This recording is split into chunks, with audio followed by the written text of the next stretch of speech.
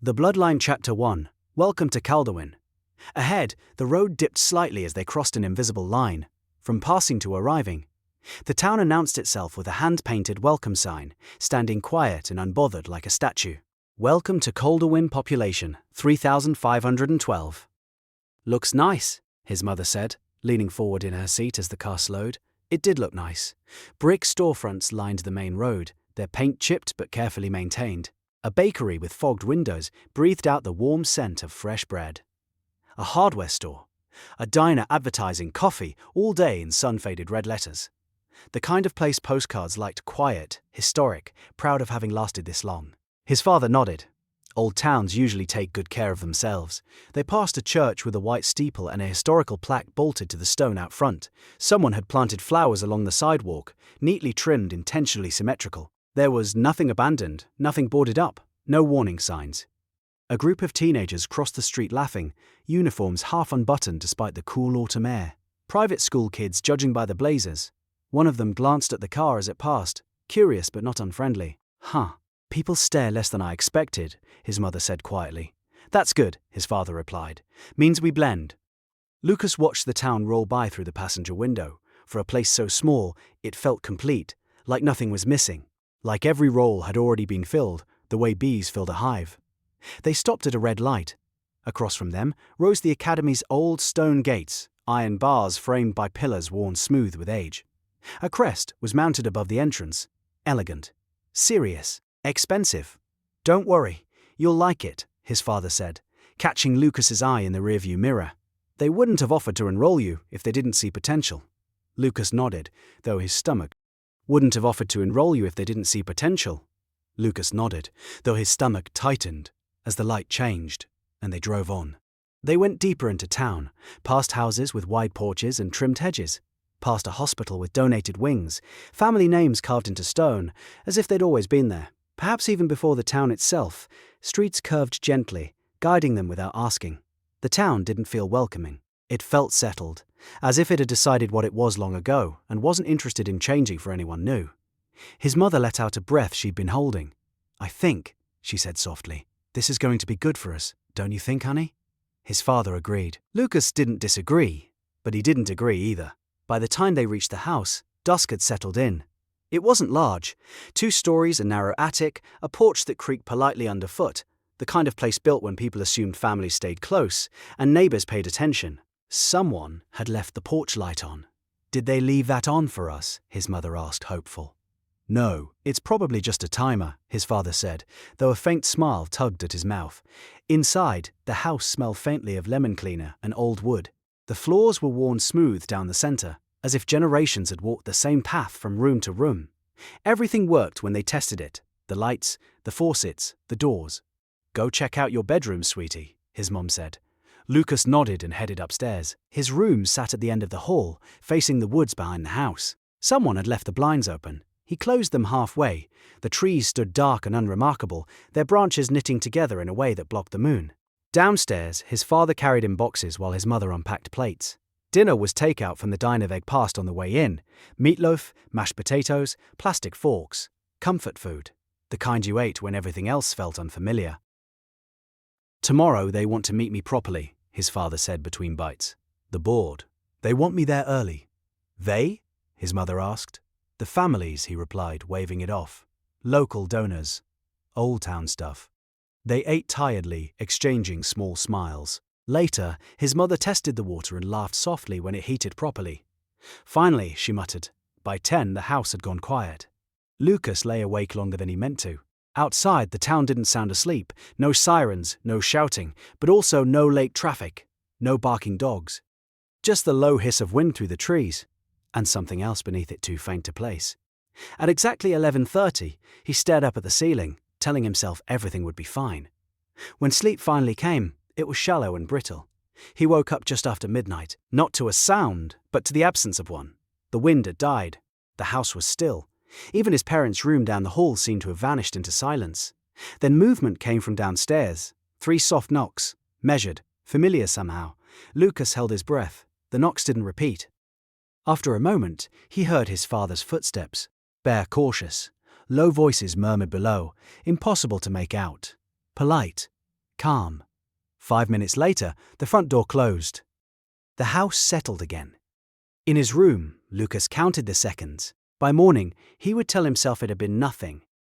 In the morning, his parents were tired, but smiling. Calderwin went on exactly as it always had. He woke to the sound of his alarm. Sunlight streamed through the thin curtains in soft bands, catching dust in the air and warming the floorboards. For a moment, just a moment, he forgot where he was. Then the house creaked and settled. Down the hall, water ran. His mother hummed under her breath.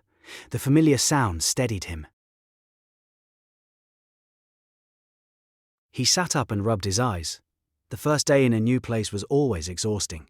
His uniform hung on the back of the door, dark blazer-press slacks, a white shirt stiff with starch. Someone, his mother probably, had removed the tags and steamed out the worst of the creases. He dressed slowly.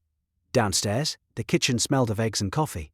His mum stood at the stove while his dad sat at the table with the morning paper spread open in front of him. "Morning, Mum." "Dad."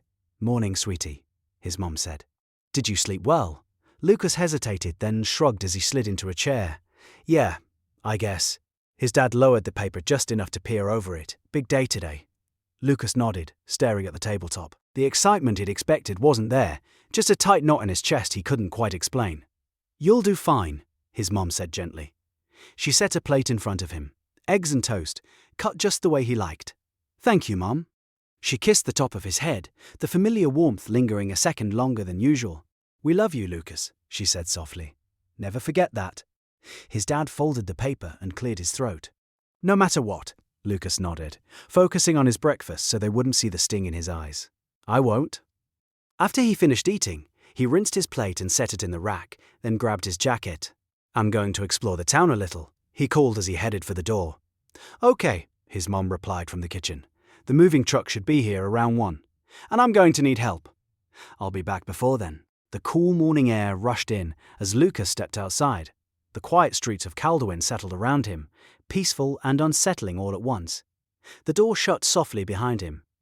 Calderwin was quiet in the late morning, the kind of quiet that made every sound feel louder than it should. A clean breeze carried the scent of leaves and distant bread as Lucas zipped his jacket and started walking. The sidewalks were mostly empty, not abandoned, just unused. Curtains twitched in a few windows as he passed. He told himself people were just curious.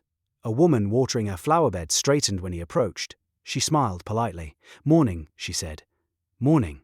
She didn't ask his name, didn't ask where he was from. She watched until he passed, then returned to arranging the hose just so. Farther down the street, a man swept the same patch of sidewalk again and again, leaves already gone. When Lucas glanced over, the man nodded, once, acknowledgement without invitation. Residential streets curved gently, guiding him without signs. The houses varied in age and style, but shared a careful sameness: fresh paint, trimmed hedges, swept porches. Even the cracks in the sidewalks looked intentional, preserved rather than repaired. He passed a small park tucked between two streets. No playground. Just benches and an old stone fountain. The water wasn't running, but the basin was clean, leaves arranged along the edges, as if someone had sorted them by hand. A plaque at the base read, "Donated by the Calder family." The lettering was worn smooth, not just by time, but by touch. Lucas slowed, an uneasy feeling settling in his chest. The park felt watched, not by people, but by the space itself. He moved on. The farther he walked, the more complete the town felt. A library stood open, though no one entered or exited. A tailor displayed uniforms identical to his academy blazer, pressed to perfection. A butcher's window showed cuts of meat arranged with careful symmetry. No prices were listed. Near the diner, he paused. Inside, only a few booths were occupied. Conversations stayed low. A man glanced up as Lucas passed, then looked away, not dismissive, just finished. As if the interaction had already occurred somewhere Lucas wasn't part of.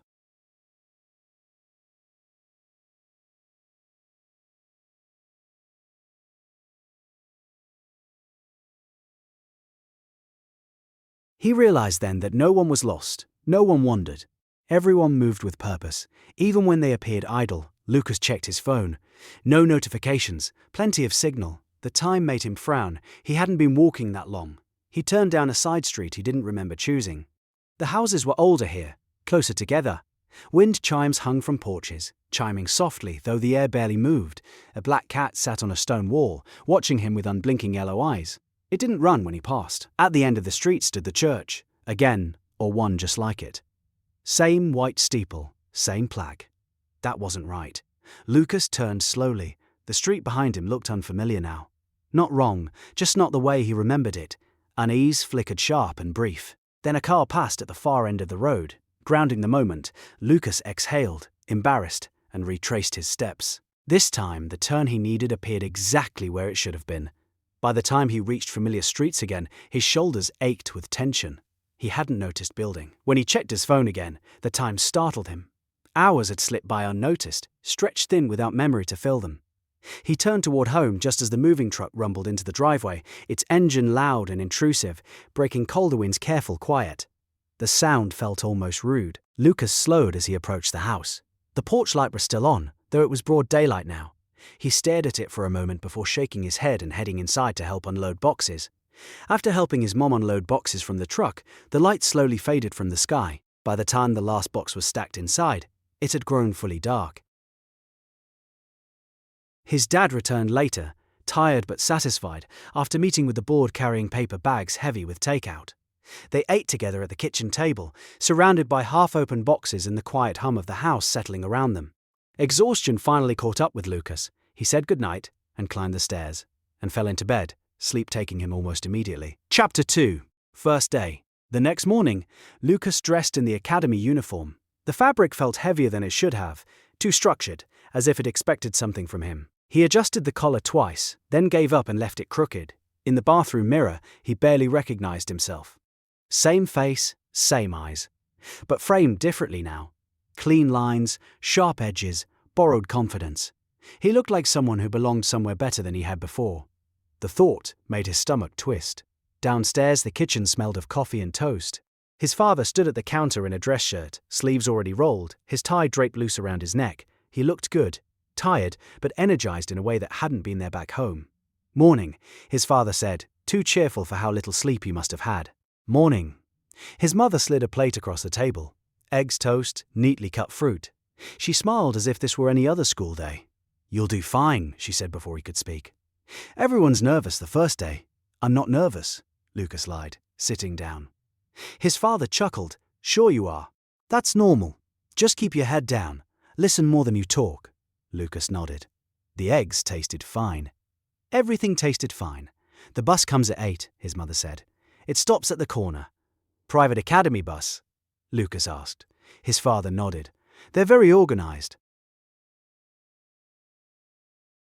Lucas finished eating and stood, slinging his bag over one shoulder. The weight settled there, familiar, grounding. At the door, his mother reached up and adjusted his collar, smoothing the fabric with careful hands. "Be polite," she said, "and be yourself." His father rested a hand on his shoulder, firm and reassuring. "This place opens doors. Don't forget that." Outside, the air was cool and clean. The street was quiet but not empty. Curtains stirred. Doors shut softly. A car started somewhere down the block. The academy bus waited exactly where it was supposed to be. Dark blue, crest painted neatly along the side. As Lucas climbed aboard, he felt it again, that sense he'd had since arriving in town. Not that he was being watched, but that he was being accounted for. The doors folded shut behind him with a soft hiss, and the bus pulled away. Calderwin Academy looked older up close. Not neglected, endured. The bus doors opened, and the students filed out. No one shoved, no one shouted. Everyone seemed to know where they were meant to stand, even those who pretended not to care. Lucas stepped down last. Stone buildings rose around the courtyard, ivy climbing deliberately trimmed, guided, never wild. Tall windows reflected the morning light. Banners hung between columns, each bearing a shield stitched in gold thread. 5 shields, arranged in a circle. Lucas didn't know what they meant yet, only that everyone else avoided looking at them too closely. "New student," he turned. A man stood near the entrance, a clipboard held loosely at his side. He wasn't old, exactly, but he was set, grey at the temples, posture perfectly straight. "Yes, sir." The man smiled, warm and efficient. "Good. You must be Lucas Hale. We've been expecting you." He wrote Lucas's name down without asking how to spell it, then gestured toward the doors. "Assembly first, orientation after. Don't be late to either."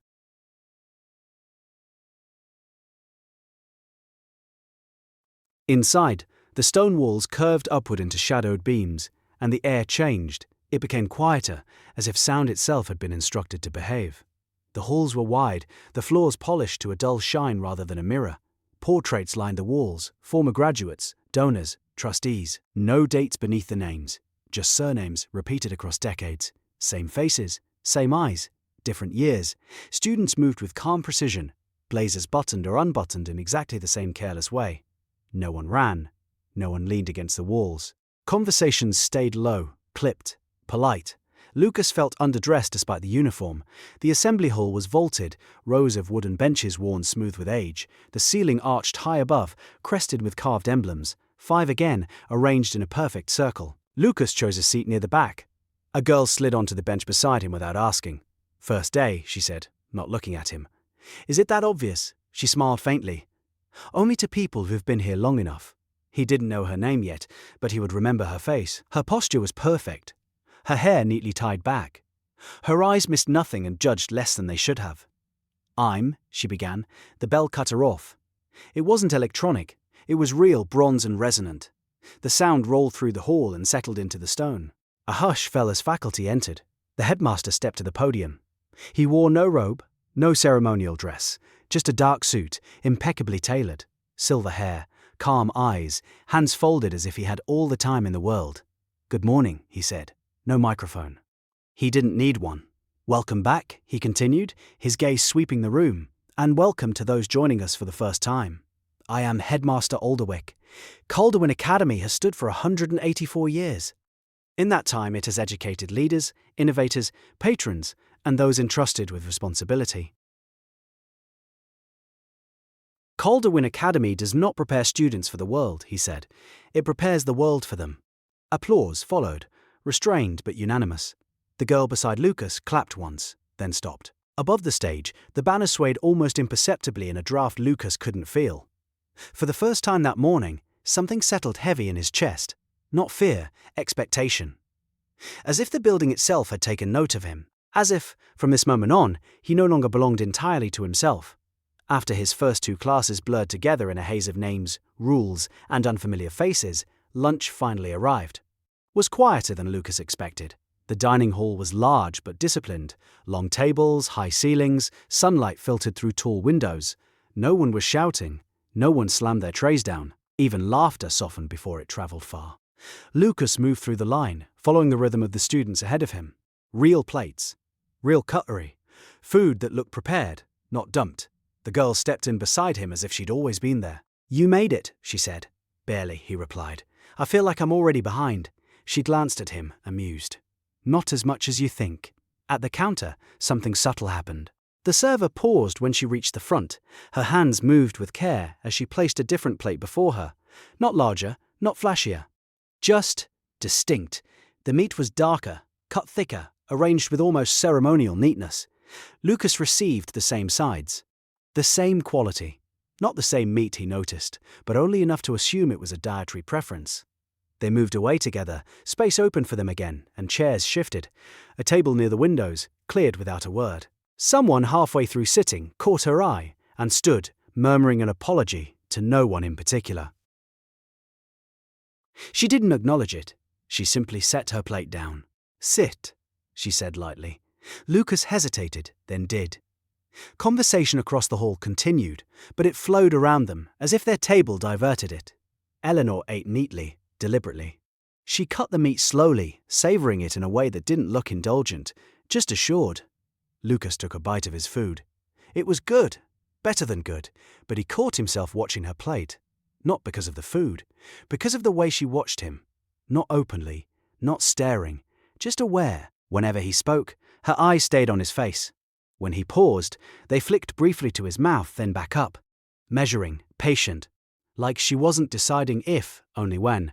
"So," he said at last, uncomfortable with the silence, "you were about to tell me your name earlier, before you got cut off." "I'm Eleanor," she said. "And if I may ask, what's yours?" "Oh, I'm Lucas Hale." A small, precise smile curved her lips. "Well then," she said, lifting her glass, "it's nice to meet you, Lucas." A group of upperclassmen approached, laughing too loudly. They slowed when they saw the table. One of them, tall, confident, stopped entirely. "Oh," "Sorry," he said quickly. "We didn't realize." Eleanor lifted her eyes and shot him a look. "It's all right." That was all they left. Lucas let out a breath he hadn't realized he was holding. "Do you ever tell people no?" She took a sip of water, unbothered. They usually decide for themselves. He laughed. "I still don't know how powerful you are here, do I?" That made her look at him again. Really look this time. Not smiling. Owned, though he wouldn't have used that word. "Power's a strange thing," she said. The lunch bell rang. Chairs scraped. Sound rushed back and all at once. Eleanor stood gathering her plate. She paused, looking down at him. "You'll need the energy." "For what?" She considered him for a moment longer than necessary. "For Calderwin." Then she was gone, her plate already being collected by a server who hadn't been there a second before. Lucas finished his meal feeling full and oddly claimed by something he couldn't yet name yet. The hallway between lunch and third period was crowded but orderly. Students flowing in the same direction like water guided by stone. Lucas walked alone. He could feel her before he saw her. Not close. Eleanor never crowded him, but not far enough to lose him either. Always just within presence, close enough that he didn't have to turn around to know she was there. "Hey." The voice came from his left. Low, measured. A boy Lucas didn't recognize fell into step beside him. Tall, uniform pressed to an almost unsettling precision. Not just neat, but deliberate, like every crease had been placed with intent. He kept his eyes forward, the way someone did when they wanted the conversation to look like nothing. "Don't make it weird," the boy said. "Not a suggestion, a preference. But you might want to be careful." Lucas slowed half a step. "Careful about what?" The boy didn't shrug. That was the thing. He didn't do anything casual. He just looked ahead, measured, unhurried. "Who you sit with, who you walk with." A brief sideways glance, sharp and assessing, the kind that took inventory without asking permission. "Her, Eleanor." Lucas frowned. "Why?" "No big reason." The words were clipped precise. "Things just get complicated around her, for people who don't understand what they're walking into." He said it the way someone might note a weather change. Not a threat, not concern, simply a fact being filed into the correct column. Before Lucas could respond, the boy turned away. Not hurrying, not slipping into the crowd the way someone nervous would. He simply redirected, clean and deliberate, and was gone, disappearing down a side corridor as if he'd never been there at all. Lucas stopped walking and shook his head before continuing to walk to his next class. Behind him, footsteps slowed. Eleanor had heard she always did. She passed him without looking, her expression composed, pleasant even. Not a trace of anger in her posture or face, but her jaw tightened, the way her hand clenched briefly at her side. She didn't turn back, didn't confront him, didn't acknowledge the warning. Instead, she continued down the hall, heels precise against the stone. Halfway to the stairs, she slipped her phone from her skirt pocket, thumb moving with practiced ease. Lucas didn't hear what she said, only saw the way she paused by the window, the way her reflection stared back at him through the glass. Eyes cool, assessing already past the interruption. She spoke quietly once, then listened. Her shoulders eased. The call ended. The phone vanished. Eleanor turned her head just enough to glance back at Lucas. The look wasn't angry or disappointed, it was hungry, though Lucas wouldn't have had the word for it yet. She smiled faintly, as if reassuring him, and continued on, leaving Lucas alone in the hallway with a warning he couldn't make sense of and the creeping feeling that he had already done something wrong. Behind the walls of Calderwin Academy, plans adjusted without urgency. There was time, there was always time.